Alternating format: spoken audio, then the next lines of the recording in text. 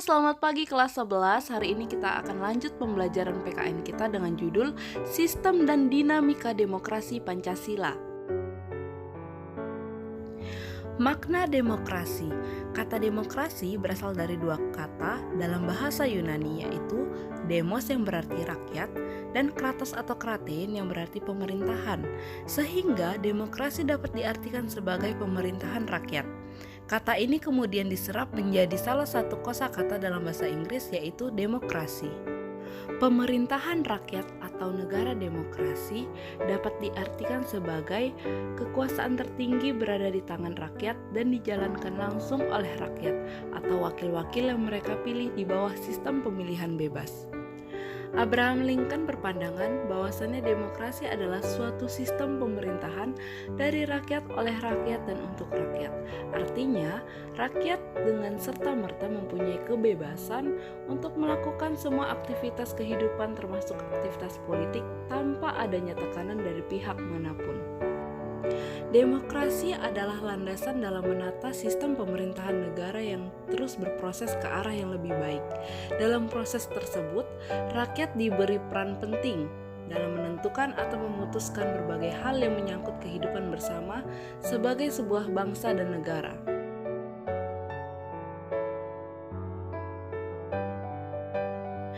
Pelaksanaan dalam demokrasi di setiap negara itu berbeda-beda, bergantung dari sudut pandang masing-masing negara tersebut. Di dalam keanekaragaman sudut pandang inilah yang membuat demokrasi dapat dikenal dari berbagai macam bentuk. Adapun klasifikasi demokrasi, yaitu yang pertama berdasarkan titik berat perhatiannya.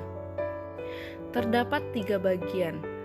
Yang pertama, demokrasi formal, yaitu suatu demokrasi yang menjunjung tinggi persamaan di bidang politik tanpa disertai upaya untuk mengurangi atau menghilangkan kesenjangan dalam bidang ekonomi. Demokrasi ini dianut oleh negara-negara liberal, contohnya Turki dan Amerika. Yang kedua, demokrasi material, di mana isinya adalah negara-negara komunis yang menitik beratkan pada upaya-upaya menghilangkan perbedaan pada bidang ekonomi, kurang persamaan dalam bidang politik, bahkan kadang dihilangkan. Contoh negaranya yaitu Republik Rakyat Tiongkok, Kuba, Korea Utara, Laos, dan Vietnam.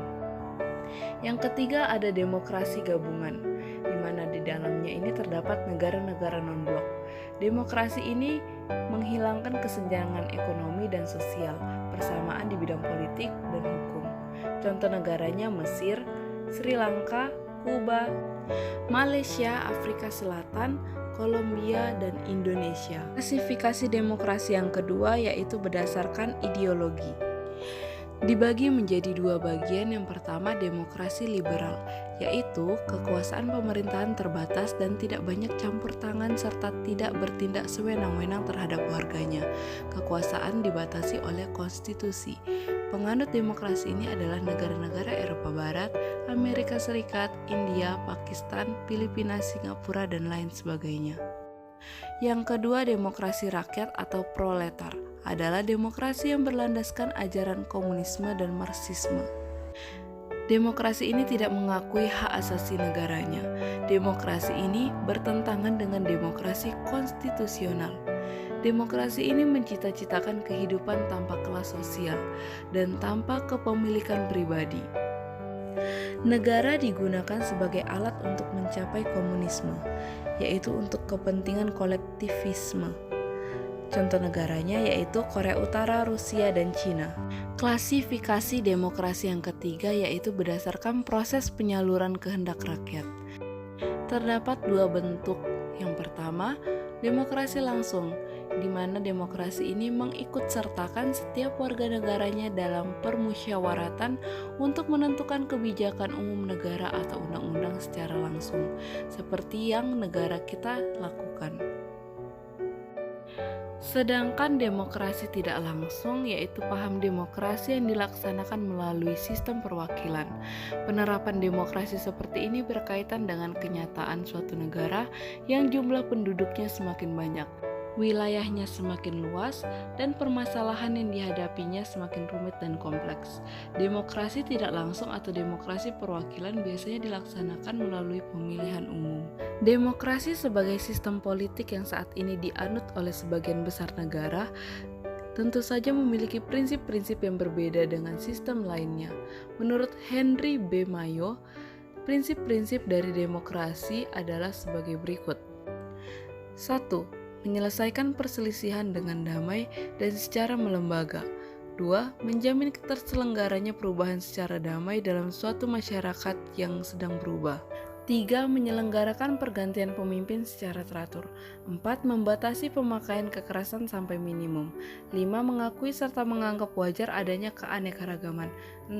Menjamin tegaknya keadilan.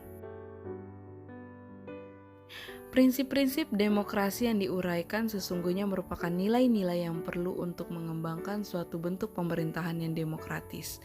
Berdasarkan prinsip-prinsip inilah, sebuah pemerintahan yang demokratis dapat ditegakkan. Demikian pembelajaran hari ini. Terima kasih atas perhatiannya. Tetap jaga kesehatan dan semangat terus untuk belajar. Tetap gunakan masker saat beraktivitas di luar rumah dan tetap menjaga jarak saat berinteraksi dengan orang lain. Sampai jumpa di pembelajaran selanjutnya. Selamat pagi.